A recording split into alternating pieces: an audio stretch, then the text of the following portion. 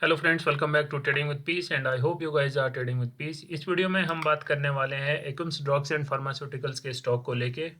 Friday के दिन stock में काफ़ी तेज़ी रही। अभी आप देखोगे पहले लोअर सर्किट में लगा स्टॉक और अब पिछले 2 दिन से अपर सर्किट में था।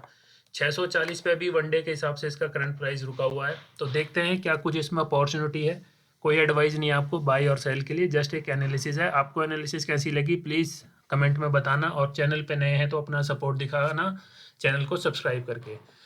तो अगर हम स्टॉक का एकम्स का जो स्टॉक है इसके चार्ट पैटर्न को देखते हैं तो ये अगस्त के महीने में लिस्ट हुआ, और लिस्ट होने के बाद तुरंत आप लोग देखोगे एक 1178 का हाई लगाया, और यहाँ से प्रॉफिट बुकिंग बोलेंगे क्योंकि जिन्होंने इसमें लिस्टिंग गेन या जो इसका ट्रेंडिंग गेन सब कुछ आया, उसके बाद इसमें जो भी बायर थे वो कहीं ना कहीं अपना प्रॉफिट बुक करते रह गए।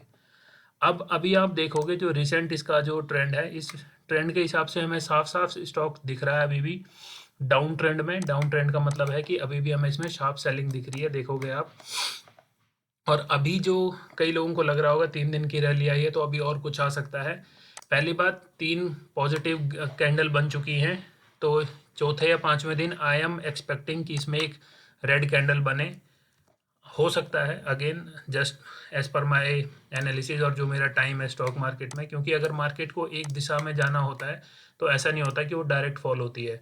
वो क्या करता है, एक स्टेप बना के फिर स्टेप बना के फिर स्टेप बना के फिर नीचे आती है। तो ये स्टॉक मार्केट का अपना एक फंडा रहता है। बट जिस हिसाब से स्टॉक में कई दिनों से आप देखोगे यहाँ पे इस रेंज में एक, इस रेंज को हम बोलेंगे एक बहुत अच्छा रेंज था ये रेंज, क्योंकि इस रेंज के बाद देखोगे आप एक शार्प बाइंग आई और इस रेंज के बाद एक शार्प सेलिंग आई है।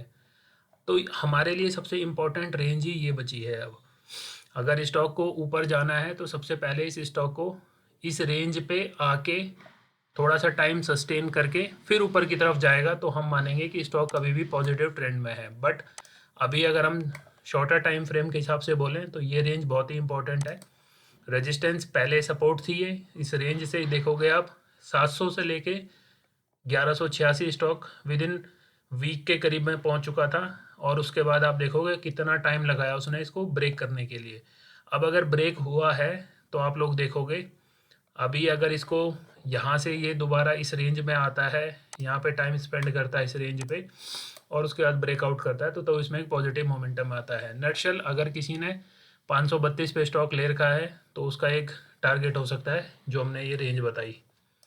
अब अगर हम इसके फंडामेंटल पे बात करते हैं, अगर आप फंडामेंटली देखोगे तो 2004 से स्टॉक की जो कंपनी है एकम्स ड्रग्स, ये एग्जिस्ट करती है मार्केट में। 10,000 शेयर का मार्केट कैप है इसका। डेट अगर आप देखोगे 530 का है, उसके अगेंस्ट में अच्छा खासा रिजर्व है। प्रमोटर्स होल्डिंग काफ़ी अच्छी है, बुक वैल्यू काफ़ी अच्छी है स्टॉक की, और फेस वैल्यू इसकी 2 रुपये है। तो ये याद रखने की बात है। फिर हमारी मेजर चीज़ आती है P&L। अगर आप देखोगे तो ईयर ऑन ईयर कंपनी के सेल्स नंबर भी काफ़ी पॉजिटिव है। उसके आगे अकॉर्डिंग जो इनके एक्सपेंस है उसको हटाने के बाद ऑपरेटिंग प्रॉफिट भी अच्छा है।